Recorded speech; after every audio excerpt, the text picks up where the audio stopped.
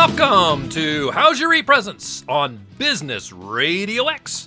This show is produced by ePresence, and I am Mark Galvin, the founder and president of that agency.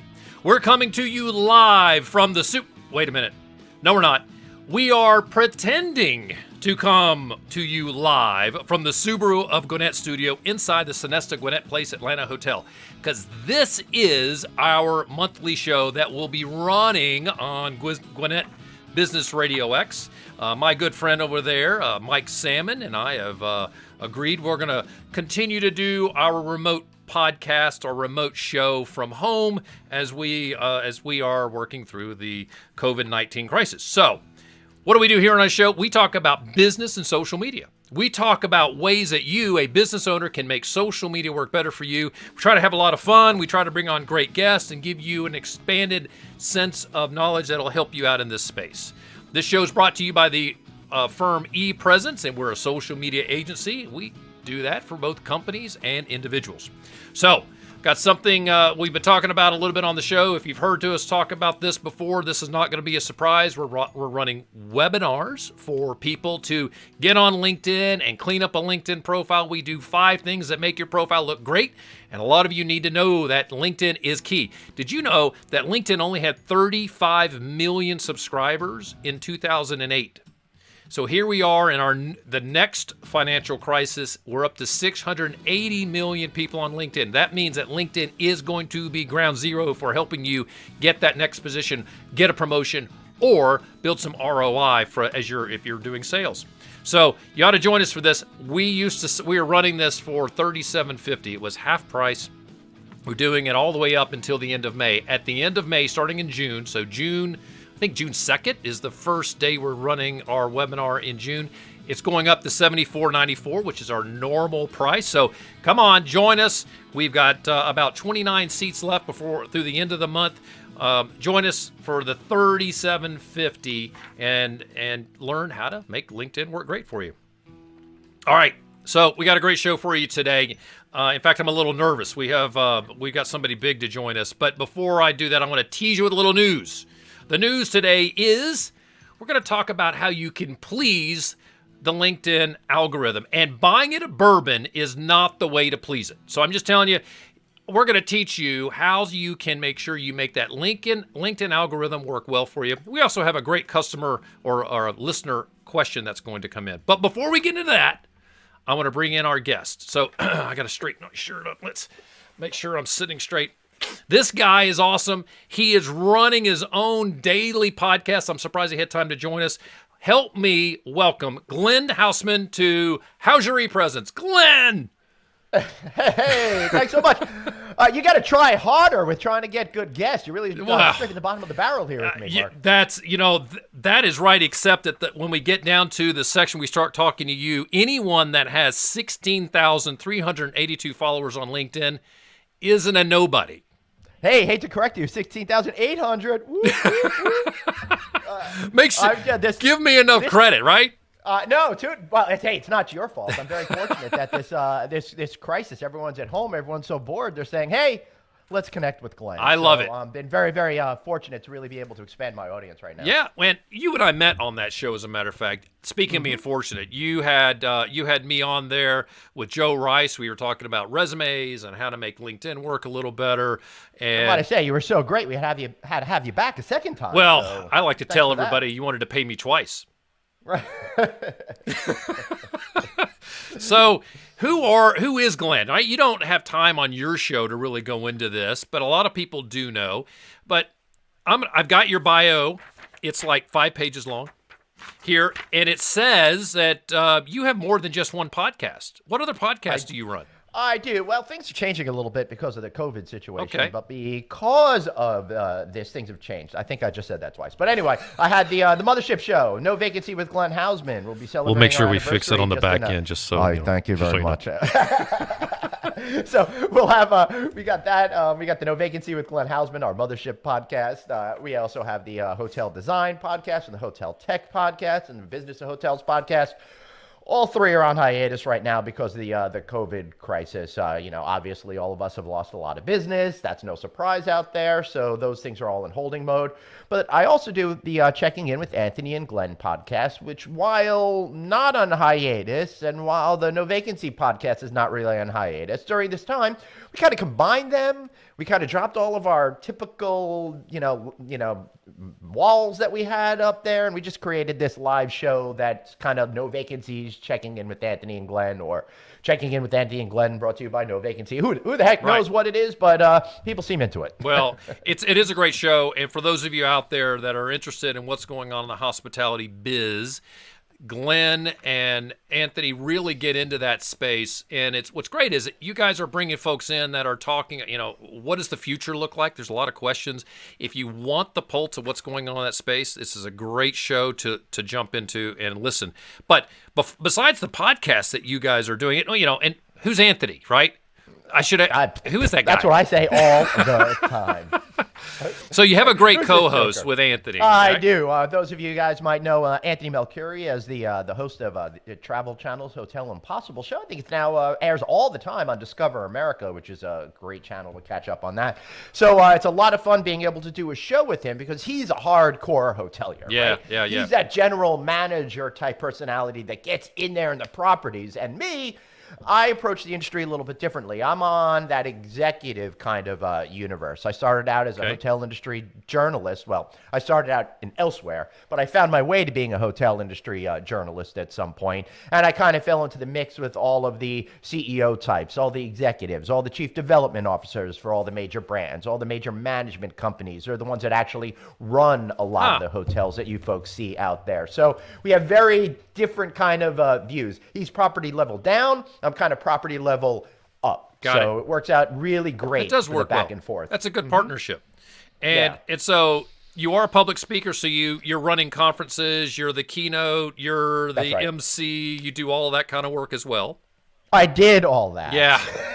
Well, hopefully, knock on wood, that'll be back soon. I think it's important for everybody to know that we've all been crushed hard in this. I lost so many speaking gigs: March, April, May, June, July.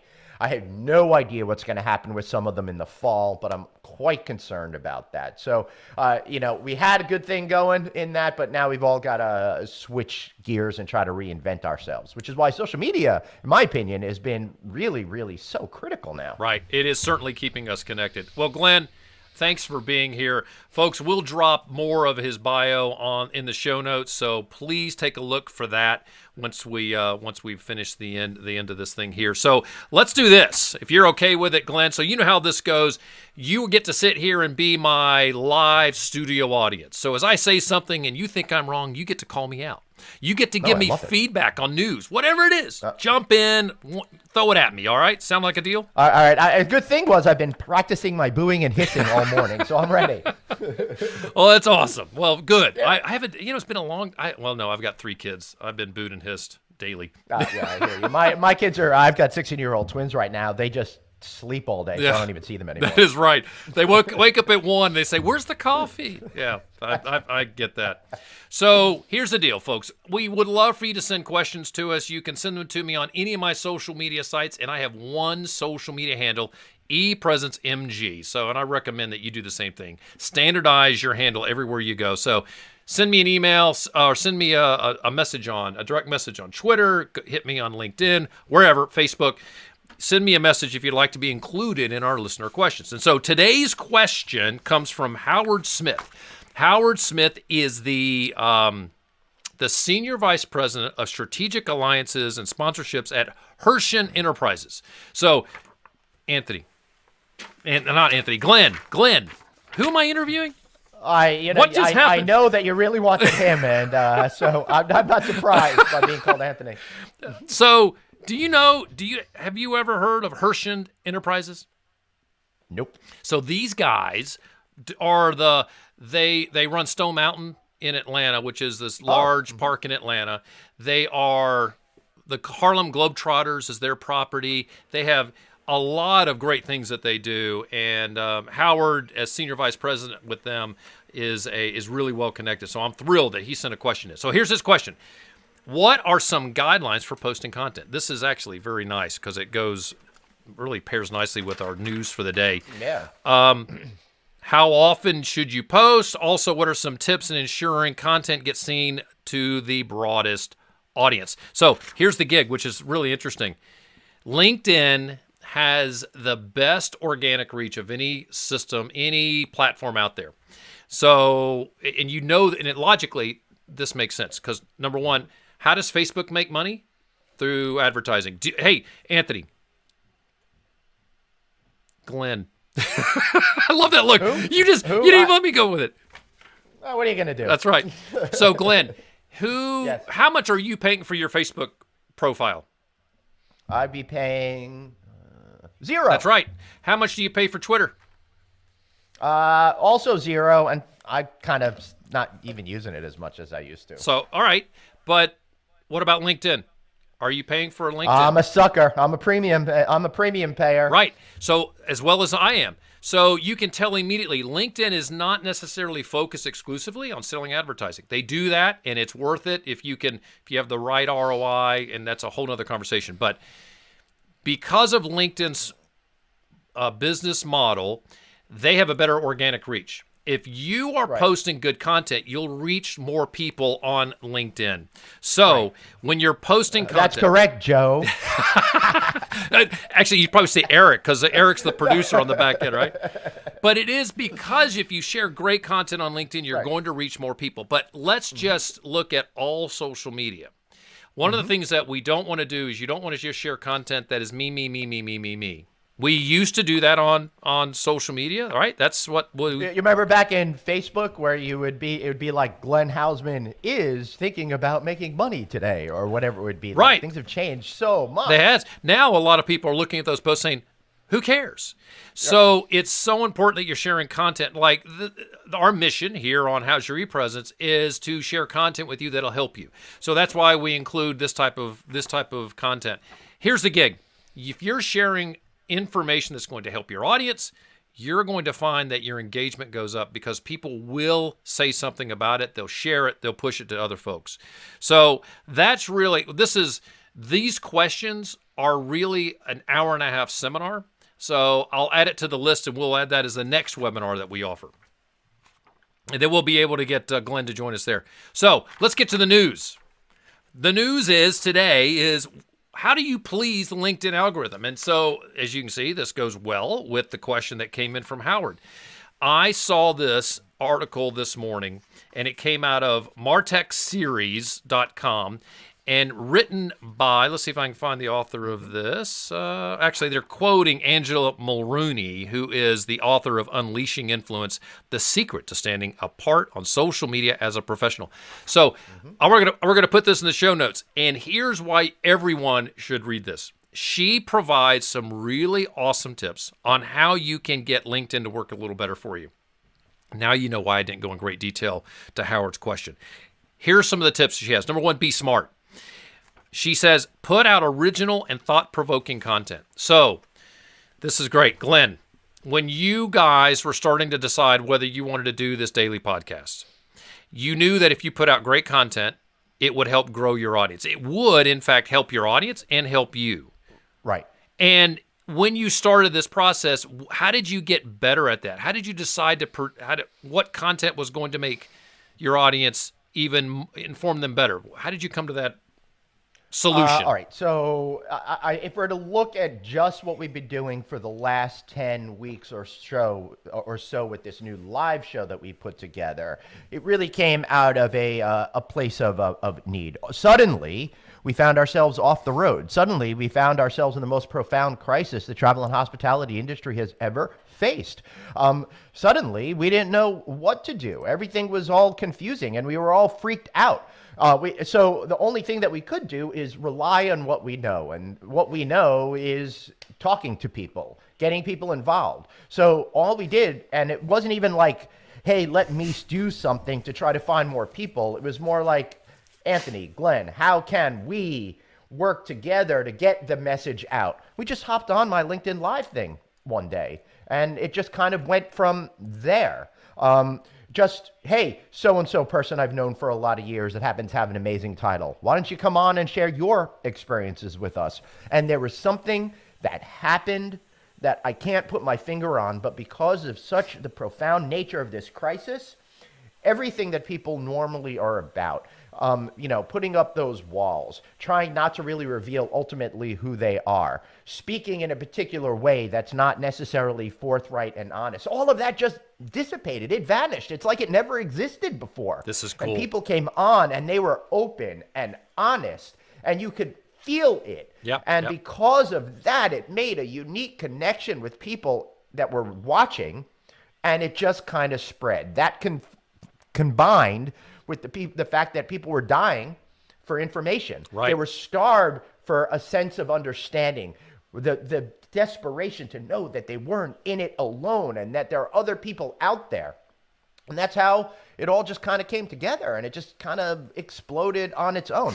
Plus, Anthony managed to get on to LinkedIn Live, which I'd already had a couple of weeks into this. So then it just kind of exploded from that point. So here's something you did that you were able to provide something your audience wanted. That's right. You were able, and you didn't, and I suggest this is the methodology that I use, and you did it naturally, and that is put yourself in your audience's shoes and pretend you're them. What do you want to hear? And you attempted to answer that, and quite frankly, it blossomed because as the guests came on, they were looking for an outlet to share this content. It just simply got better and better and better. And you're getting competitors to come onto the show, and they're sharing their deepest, darkest secrets. It's unbelievable. I know. They're on with each other. And for those folks who don't really understand how our hotel universe works, right? People think that because Marriott or Hilton is on the top of the door of the hotel, that's who owns it. That's very rare. True. that happens. It's a lot of individual owners and investors, a lot of small family businesses, particularly when you think of like Holiday Inn Express or Hampton Inn and those types of products. And a lot of times, if they're not operated by the actual mom and pop small business, they're operated by management companies. And these management companies fervently fight each other all the time for that business. But now, coming on the show, they all realize that we're all in it together, and they're all kind of sharing trade secrets with each other, and all of those boundaries have just been broken down in our industry. It's fascinating. It is. It really is interesting. So Ken Patel with Global Hotel Group was on our show yesterday, as a matter of fact. Mm-hmm. So I saw. Yeah, as an example of someone, and they have Motel Sixes, and then they've got the 12 Hotel in Atlanta and DoubleTree. So you can have a number of hotels under one banner. Well, that's awesome. So providing great content is really important to grow your audience. The other one is you got to be consistent. You guys get this. You're being consistent. You're dropping content every day. And I see you on LinkedIn interacting with your audience, i.e. your connections, or you've got a lot of followers, not necessarily that. Do you have the same number of connections as followers? How many connections do you have? No, I've got this 16,800 connections. Okay. And then I'm not even sure how to find the additional followers. Yeah, so that is, I'll show you that offline. But I do know, Mark, that I get like so-and-so followed you, and that seems to me mythic. I don't even understand how that works. So that part of it. Yeah, it's important distinction. So if I land on somebody's profile, I can go in and go up to the top of those two buttons. I can hit a connection request, or I can hit more. And when I click more, I can go down and follow them, which means I will see their posts, but I don't have to be connected to them.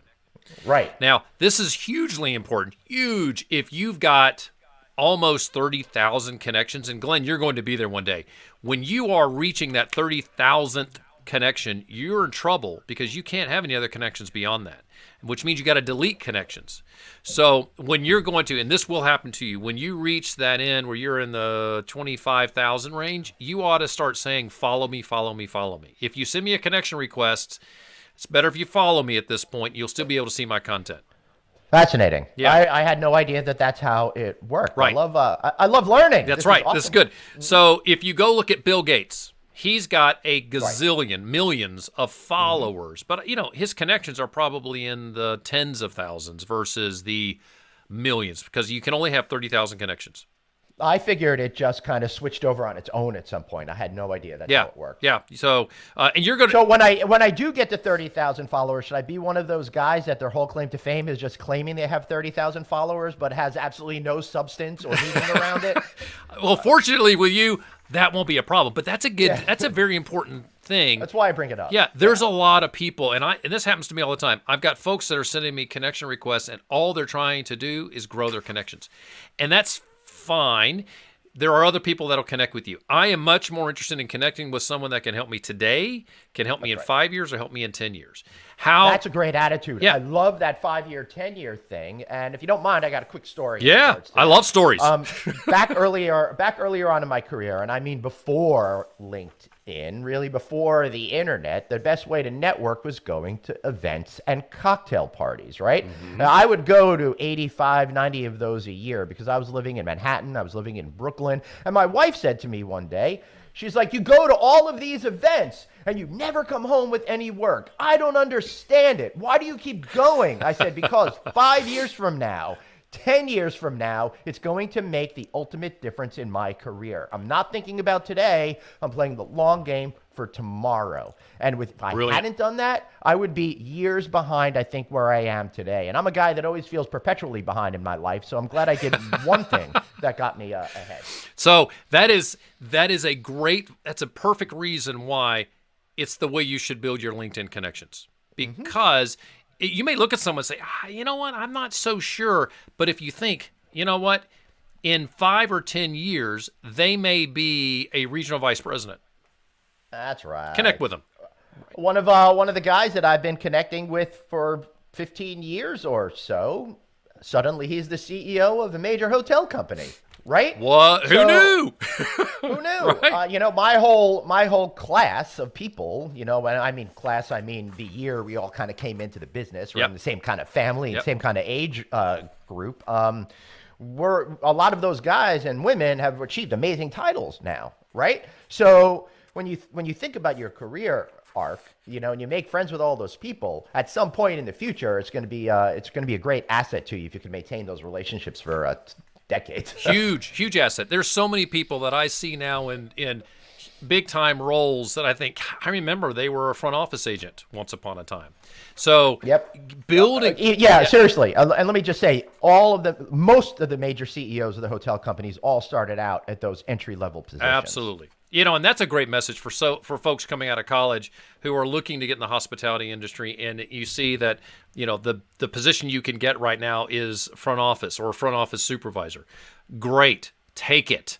Because as soon as you get into that space, and this will happen to you if you're really good at what you do, you'll find you'll get promoted quickly because you'll outshine everybody else on that front desk. So that's how you do it. Each and every day, just coming in and doing your very best job. All right. And get out of your comfort zone. Someone asks you to do something. Oh, that's a great point. Do it. That's a great point.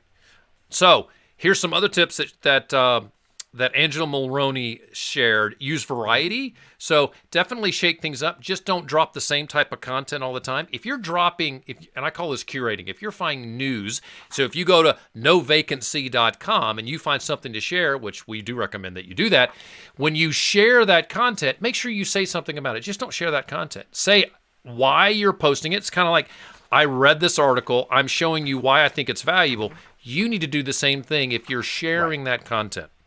That's a really good tip, Mark, because, being that I'm a news site, my stuff is a little bit different. Sometimes I put out stuff and I don't have that editorial point of view. I just started this week a brand new show I'm going to be doing 3 times a week, short videos, 3 to 5 minutes, talking about the headlines in the hospitality industry combined with that analysis kind of element to it. Oh, that's fantastic. But for somebody for me, it's just more important to get the news out there so others can share it and add context to them. Right. But for all of you folks out there that don't happen to be an industry journalist for whatever business you're in, it's incumbent upon you to show why this news is important, what the educational merits of that piece of news is, and show that you know what you're talking about, you're bringing something new to the conversation, and you're a valuable individual to connect with in the long term. It's brilliant. Absolutely right. I love that. I'm glad we're recording this. You can come back, steal all the stuff that I said. You can listen to yourself say, yeah, I was smart. That was good. I need to do that.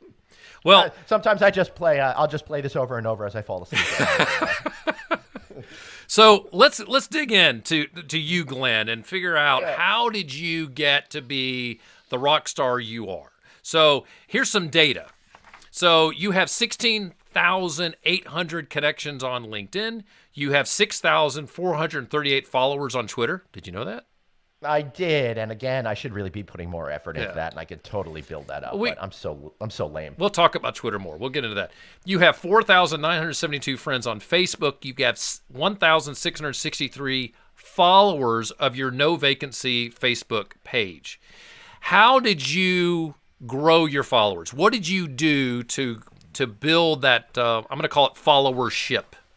Yeah, mostly I released a pandemic on the world, and that really got people focused on what I'm doing. But the truth is just being there, being consistent. And I learned that Facebook is a completely different animal than LinkedIn, where I found a lot of success on LinkedIn by just having relevant stories and sharing that with the appropriate hashtags, and they kind of take a life on themselves. Right. If you just put something on your Facebook page, it may just languish there. So I found, and it may be changing in the future, but I found a formula that works for me is taking those things and then sharing it on the applicable Facebook news groups. And then magic kind of happens on its own. So for me, I share it in groups like USA Hotel Owners, Patels for Hotels, the hotel marketplace. The reason why Patels for Hotels is a thing is there's a large Indian American community. The majority of them with the last name Patel operates those hotels. So I find my super wonky groups because I'm already a wonky kind of a thing, right?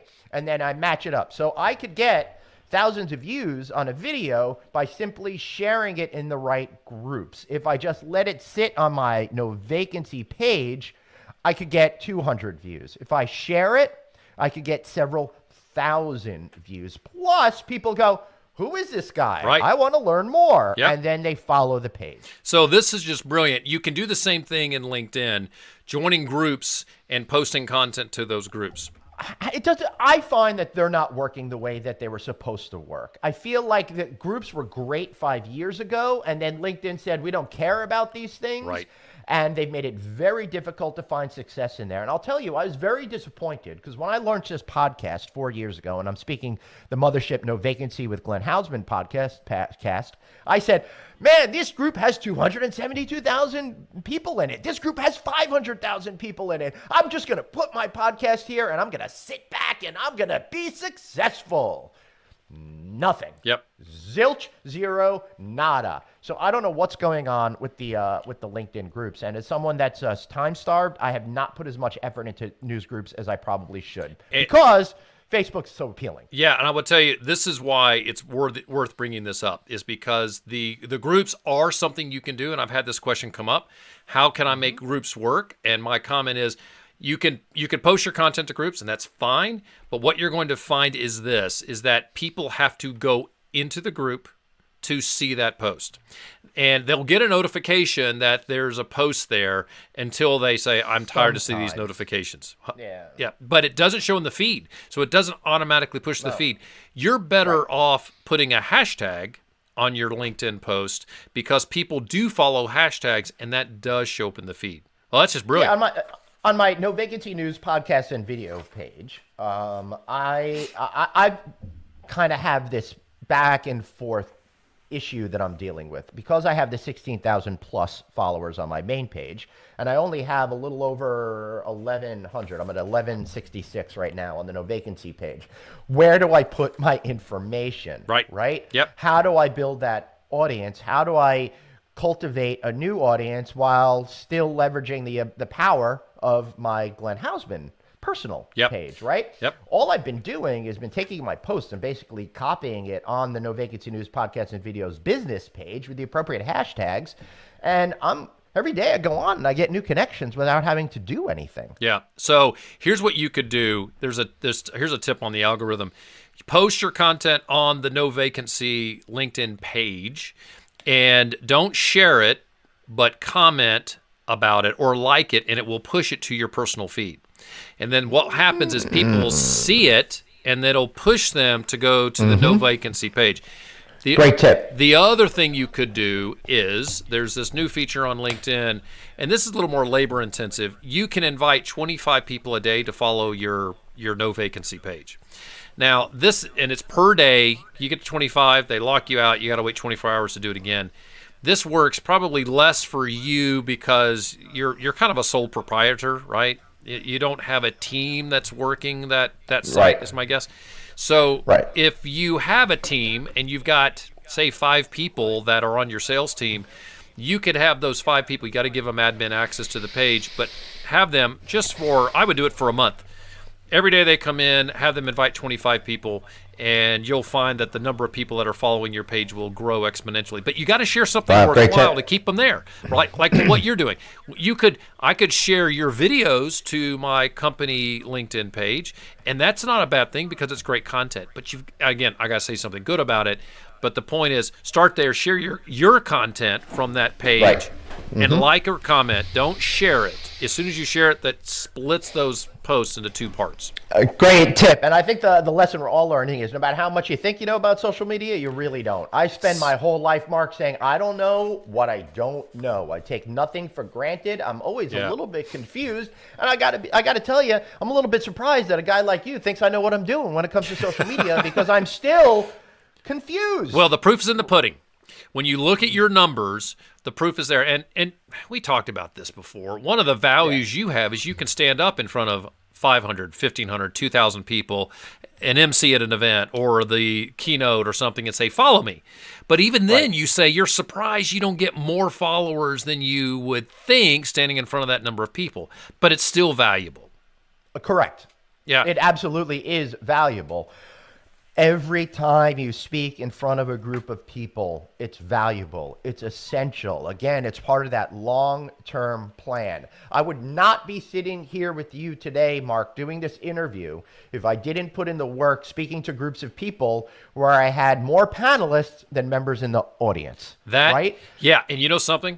I'm going to tell you, all of you that are trying to grow your organization, if you're shy, if you're an introvert, you feel like you can't do it, I charge you that you're wrong. You can definitely get up. You have, by being the expert you are, you have something to share, and people do want to hear from you once you realize you've got something to share. And I'll guarantee you, how many hours a week do you work at your craft? You're an expert at it, and 80% of the people out there don't know what you know. So you can share it. What's interesting, Glenn's an introvert, so it was harder for him to get in front of people, I have a feeling.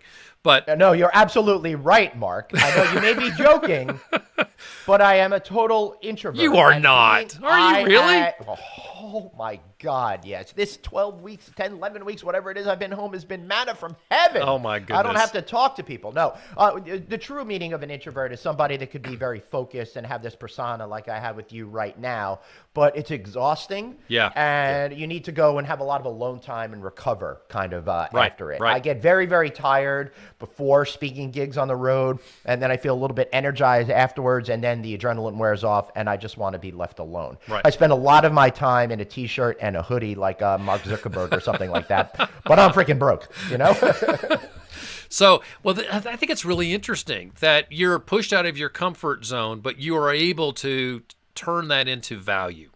Everything that I'm doing right now here on this show, I was horrifically uncomfortable with at some point. But I knew as a trade journalist in the hotel business that the only way that I could further my career, the only way I could differentiate Glenn Haussman, me, from the brands and the companies that I worked for was to get in front of people, to learn the art of public speaking, to learn how to communicate and forge those essential relationships that over time would yield me business success, but also provide me with the skills that I have to communicate most efficiently and effectively to get my message across and get people to like me. So I'm going to be skeptic. Mm-hmm. So the reason I can't speak in front of groups is I can't write. And you're a writer, right? It sounds like you came out of journalism. You learned the communication. I didn't go to journalism school. No? In college, I spent a whole lot of time focused on beer and that sort of a thing. I like writing. Yes, I like writing, and I was able to crack the formula of knocking out articles and stuff like that. Okay. But that doesn't necessarily mean that I'm prepared for what I do today. It's a totally different skill set, in my opinion. Right? Okay. Being an expert in what you do and tapping into the confidence and knowledge and insight that each and every one of us possesses in our field of expertise, that's really where you need to focus on. Speaking from the heart, it's speaking with confidence, it's speaking from a place where you know what you are talking about. The biggest thing that I realized when it came to my journey from scared little boy trying to stand in front of an audience to a confident speaker, that I could feel thousands of people in the room are focused and not on their phones and paying attention to me, was just that moment where I realized that I can do it. There's nothing that can happen on stage. There's nothing that can happen with a technical glitch when I'm running my own show. There's nothing that can happen if somebody tries to stump me with a question that I don't know the answer to that could stop me. Because I realized at some point I possessed all of the information and knowledge and the ability to be successful in that particular venue. So it wasn't a knowledge issue. It was a getting over my fears and my own obstacles that I put in my way to find success to do this, as opposed to anything else. That's just brilliant. So I have this, I do this mental trick, and I truly believe it, so I shouldn't say it's a trick. I actually believe that when I'm in front of an audience, that only about 2 people are really listening. And so, nobody's really going to notice if I stumble, right? Nobody's really going to, and I tell you something, I have a, don't tell anybody, don't tell my wife this. Sure, all right? I won't. So I read at my church. And so last Friday, this is a bit of a test. I got up to read at the church, and there's this reading, and then after that reading, you're supposed to read something else at this. It's called the daily mass. Well, I don't go to daily mass, right. So I read, and I left, and I got down in front of the altar, and the priest, the celebrant, looked at me and went, "You got to read some more."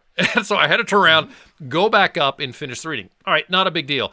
I said nothing to anybody, and I found out that nobody watched it. Nobody said anything to me about it. So I do think that there is this piece that is somewhat true, that people don't really notice the things that you and I notice that we see was wrong with our presentation. They really don't see it. I will tell you, because I've now been at this for a lot of years in terms of doing just a pure podcast, now with the video elements and all of that, I've gotten comfortable to the point that externally, I'm hoping that nobody can tell whether or not I'm doing amazing in here or dealing with a lot of issues in here, and think that my performance for the day was a complete cluster F, right? Right.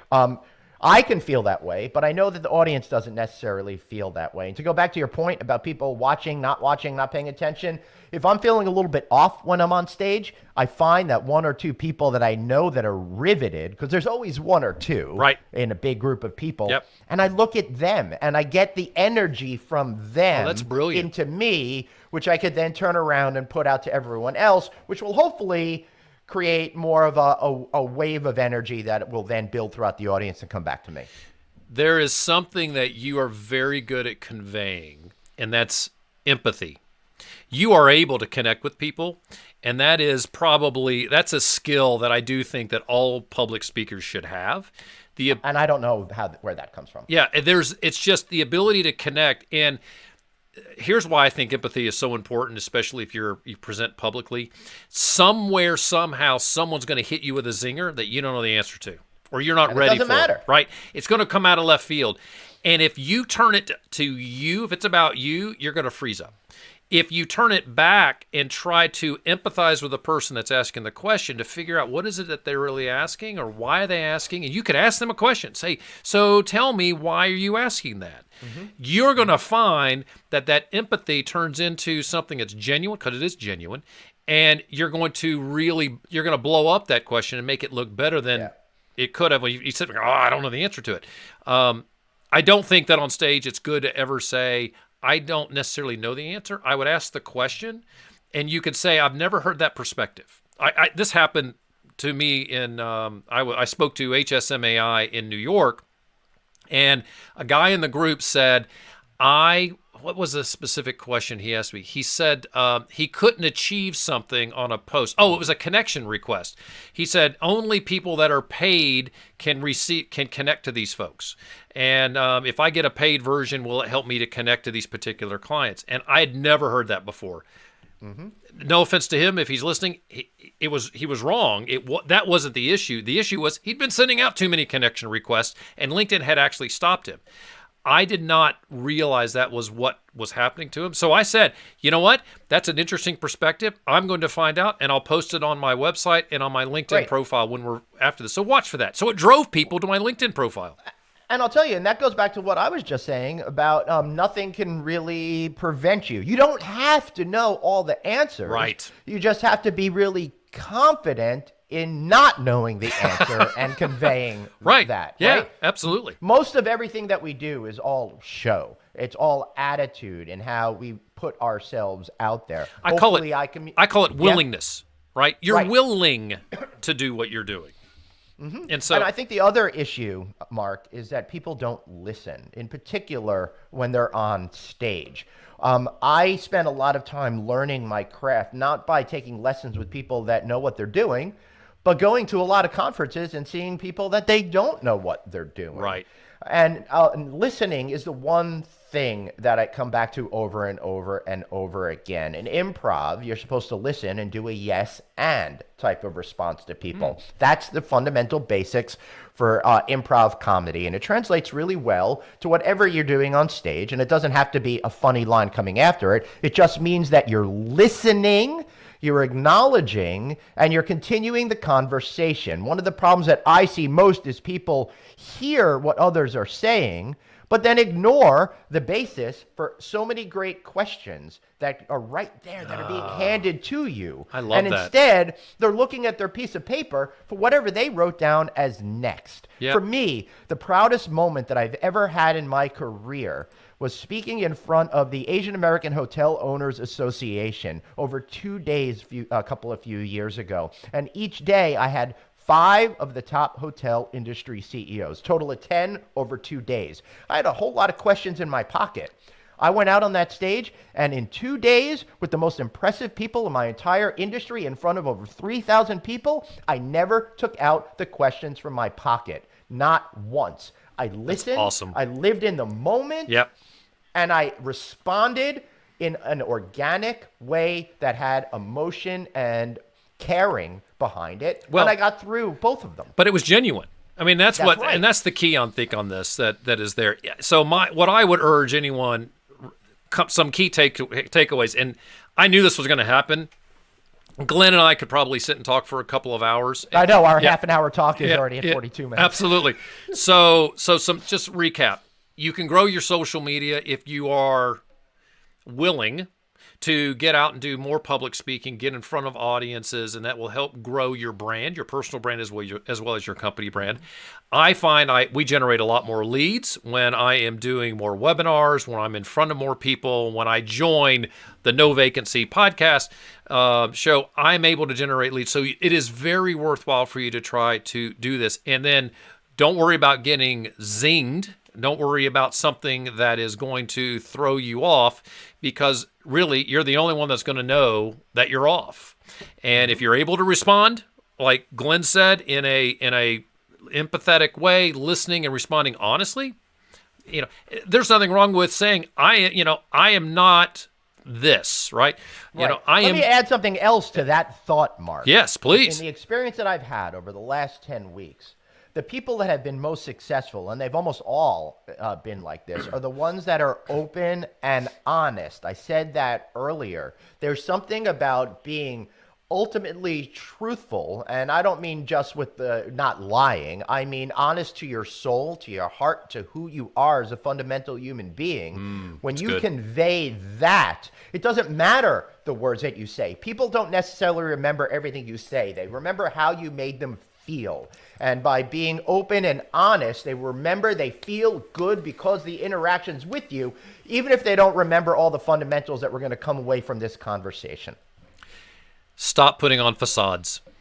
Don't try to be something you're not, right? That's what I'm taking from this. Don't, and But we're taught to do that. We are taught, be something you're not. No, be who you are. Be comfortable in your own skin and be a little bit vulnerable. And when you can do that, you can be honest. And if you're honest, take everything you just said, put that on social media. If you're sharing content through a real honest prism, venue, how your philosophy is, I'm just going to be who I am. I'm going to share my expertise, but I'm going to do it in an honest, caring way. I think that you'll find great success on your social media. Glenn, you had something else. I could see it was on your tip of your tongue there. Dude, I always have something else. It just takes time. There is. I'm in a podcaster group on Facebook, and I like to see what people are up to. And a lot of people are just starting podcasts right now. It's exploded. Yeah. Blah blah blah. But so many people are like, what's the quick and easy way to get sponsors? I'm just starting a show. There's no quick and easy ways in life. I'm getting old now, and the one thing I've realized is the more corners you cut, the longer it takes to be successful. There's no substitution to hard work. There's no substitution to putting in the hours, and there's no substitution to ultimately putting in all the effort that you can. If you try to cut corners, if you try to take the easy way out, you're doing yourself a disservice. Not going to work. Bravo. All right, I got to stop. We're going to you and I are going to be here for the next 4 or 5 hours. Thank you. Thank you so much for joining us. Thanks, Mark. This was a great, robust conversation because you have so much cool info to share. And you know what? It hasn't been easy for you, but you have found success. And I know this, and you know this in your heart of hearts. We're going to come out of this.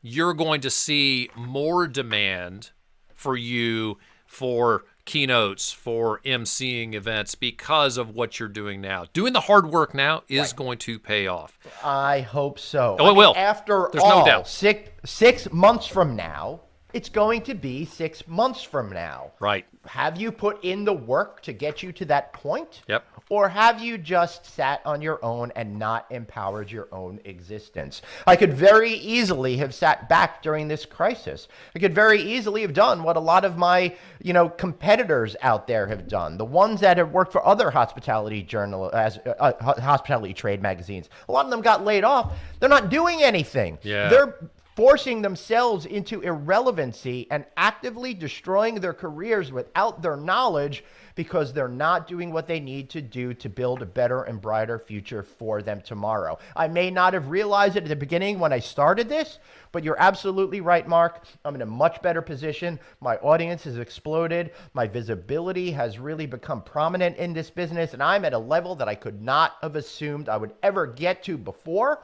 when my whole life was torn away from me in the beginning of March, and I lost 75% of my business. I could have crawled into a corner and cried. And there are a couple of days I might have done that, but to just get focused and forward and have something that has meaning, it's made all the difference, and I know the money will follow at some point. Right. So whatever it is you're passionate about, if you can do it with your ultimate gusto and all the effort that you have within you from morning to night, you're going to be successful because nothing can stop you if you have the passion and put in that hard energy and you take the time to be good at what you do. I love that. Oh my gosh, that's fantastic. All right. So for the 2 people that are interested, how can they find you online? I got to tell you, man, I was hoping it would be 1. I'm delighted that the interest here has doubled from what I expected. We just doubled the return, just like that. I know. Boom. Find me at novacancynews.com, of course, where you can text the word hotel to 66866 to get our newsletter. But most importantly, hey, follow me on LinkedIn. Notice I didn't say connect with me. Follow me on LinkedIn. Join our community on Facebook, all of that kind of good stuff. And honestly, drop me a note if you wanna talk about any of this stuff. You can find me at Traveling Glenn. That's my social media handle. Outstanding. Glenn, thanks for being here, man. I appreciate it. Great conversation. I love that. And I know that let's stay in touch. Who knows where things will go. And I think that I know that you're going to do well. So hey, dude, you're inspiring. You're really awesome at what you do, and you're such a terrific communicator as well. I had so much fun today, and I love not having to drive the conversation. Thanks for letting me talk about me, because no one ever lets me talk about me on my shows in my house. Nothing. So all right, so we have a deal. Anytime you want to talk about you, holler at me. We'll bring you back on. You can talk about you all day long. All right, excellent. See you tomorrow. All righty, my friend. Thanks for being here. Thanks, Mark. So, for the rest of you out there, thank you for joining us here on How's Your ePresence. What do we do at ePresence? So, we manage personal, company, and collegiate social media. So, what does that really mean? That means we clean up the CEO's personal social media. We drive the company's social media accounts with a great plan and outstanding execution. And we help every college student out there get a professional profile because why? They're used to Snapchat. What in the heck is LinkedIn? We help with folks like that, and we also will help with consulting to make you all #better. So if you're interested in our offerings, you can go right to our website. By listening to How's Your ePresence, you automatically get a 5% discount. So go to epresence.me. That's epresence.me, because it's all about you.